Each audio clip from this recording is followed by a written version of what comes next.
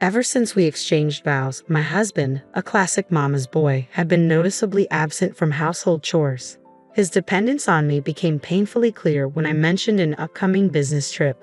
Panic set in as he exclaimed, "Who will take care of me while you're gone?" After a heated argument, I left for my week-long journey. When I returned, I found a note next to completed divorce papers. It read, "Since you abandoned the housework, I'm going back to my parents. Consider the divorce papers and think it over." Rage boiled inside me at his audacity to threaten divorce, but as I calmed down, I began to see a glimmer of clarity. Perhaps this was the push I needed. Maybe a divorce wasn't such a bad idea after all. Resolved, I filed the papers the very next day. The following morning, my astonished husband stormed in, demanding to know where the divorce papers were. When I told him I had filed them, he broke down, utterly baffled and crying uncontrollably. My name is Grace, and at 32 years old, I've been married just over a year.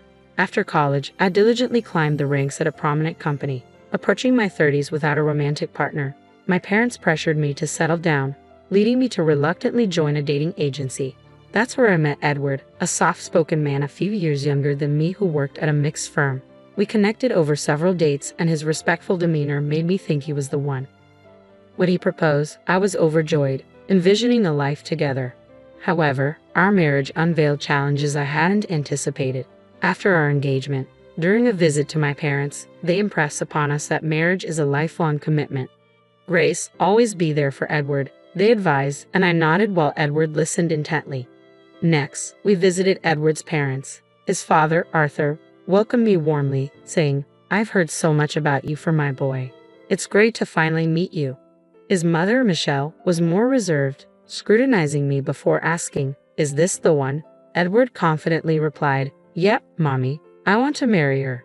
I was taken aback by his use of Mommy and Michelle's bluntness. Arthur quickly stepped in, apologizing for her directness and assuring me, "We're very happy about your marriage, but just so you know, Edward has had it pretty easy here. He might be a bit of a challenge." I reassured them, "I adore Edward's gentle side, and I know we'll support each other." Arthur turned to Edward, urging him to step up and keep me happy. Edward nodded earnestly, and not long after, we celebrated our union with a low-key wedding. To our delight, my parents gifted us a condo, marking the beginning of our married life. However, it soon became evident that Edward was unaccustomed to household responsibilities. One morning, while I was busy with laundry and preparing breakfast, Edward's alarm rang at 8, yet he continued to sleep soundly. Despite my efforts to wake him, he wouldn't budge. Finally, I pulled off his covers and gave him a gentle shake. Slowly, he opened his eyes, groggily exclaiming, "Wow, it's 8:10 already. Why didn't you wake me up?" I reminded him that I had tried and that his alarm was blaring too. "Now please eat your breakfast." As he rubbed his eyes and shuffled to the table, he immediately complained about the eggs.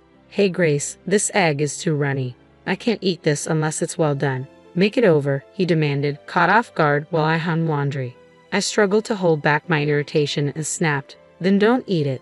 Why would you say that? And this coffee is scorching hot. Mommy always got the eggs and coffee just right." All right, I sighed, quickly redoing the eggs and letting the coffee cool. He ate hurriedly, leaving his plate on the table as he rushed toward the restroom. "Wait up, you know you should clean up after yourself." I called after him, but he dismissed my concerns. "Gee, I'm short on time." Annoyed, I paused my makeup routine to clean the dishes while picking out my outfit. Then he called out again, "Grace, over here. Help with my tie." There he stood, tie hanging limp around his neck, looking utterly helpless. "Seriously, you can't even tie your tie? What did you do before we got married?" "Mommy always did it," he replied sheepishly. With a deep exhale, I tied his tie, and somehow we both managed to leave the house. This had become our routine. He never helped with any housework, and it felt like I was juggling everything while babysitting him too. Every time an issue arose, it was always, "Mommy did it this way," or "With Mommy, it went like that," always referencing his mother, Michelle. This pattern dragged on for a year, and as the pressures mounted, thoughts of divorce began to creep into my mind. My father's insistence that marriage is forever echoed in my thoughts, tempering my frustrations. However, an unexpected hiccup at work led to a week-long business trip starting the next day. When I broke the news to my husband that evening, he paused his video game, clearly surprised. "Hold up, A business trip for a whole week. It's out of my hands. Work's calling, I explained.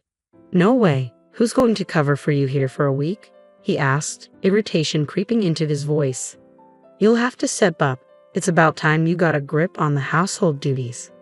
I responded, and he set down his controller, locking eyes with me. Isn't the wife supposed to care for her husband in the house? Are you just bailing on that? His question was steeped in outdated expectations. Seriously, that's such old school thinking. We both have jobs. We should be a team, I countered. That's not how I see it. Mommy was always on top of things at home, he retorted. I couldn't help but point out, but she was a stay-at-home mom. Honestly, it's kind of odd hearing an adult man constantly talk about mommy. He bristled at my words. What's your deal? Taking shots at me and my mommy? I'm not, but let's be real. You're a mama's boy. This is how you see me. You think you can talk to me like that? His defensiveness escalated, and I felt my frustration peak. Face it, you're a mama's boy. You can't get up without help. You can't even tie your tie. And you won't lift a finger around the house. You're constantly comparing me to your mom. For once, handle your stuff. Really? You're going to come at me like that? That's why I was iffy about marrying someone older. Should have sided with mommy and chosen a younger, perkier girl, he shot back. His words struck a nerve, and our conversation spiraled into a major blowout. Even joking, you shouldn't say stuff like that. We're married, I said, trying to anchor the conversation to the commitment we had made to each other. The tension was palpable, revealing the deep rifts that had formed in our relationship. When my husband hinted at divorce during our heated argument, I was taken aback. With a smug tone, he challenged, You can't possibly want a divorce, can you? You wouldn't want to be labeled divorced. And think about what your dad said about sticking together. Then, with a sharp edge, he added, Well, I just did. If you go on this business trip and leave me here alone, I'm seriously considering a divorce. With those words, he stormed off to our bedroom, leaving me stunned. Despite the shock, the idea of divorce lingered in my mind, a thought I had previously wrestled with, fearing I would disappoint my parents. But now it seemed like a viable option to consider seriously. Heavy with these thoughts, I went to bed. The next day, I woke early to prepare for my trip.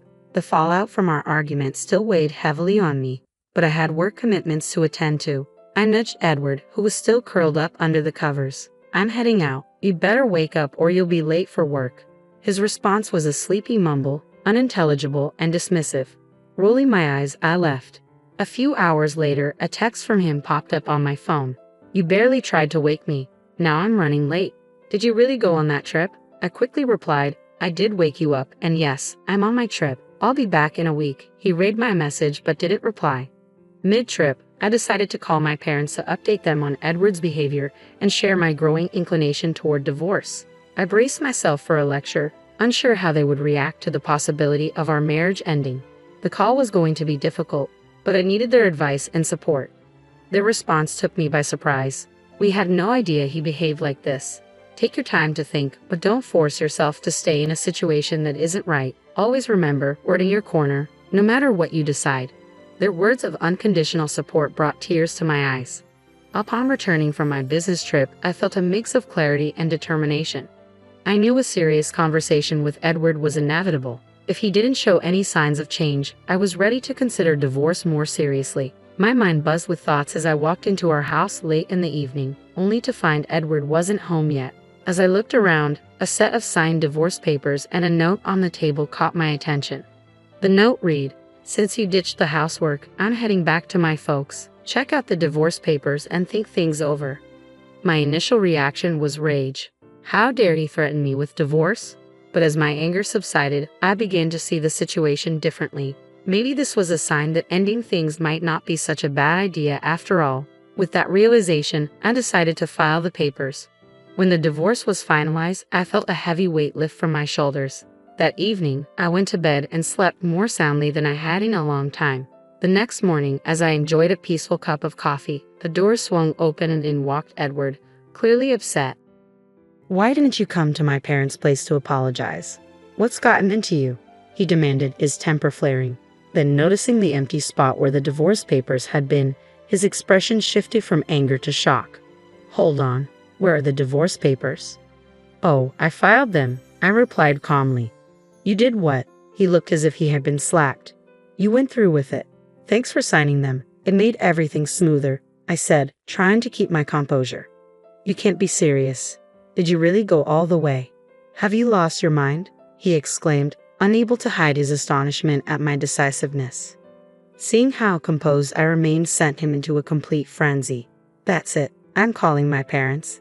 Sure, knock yourself out, I replied, unfazed by his threat. I knew I had made the right decision for myself. An hour after the confrontation, I felt a sense of clarity settling in.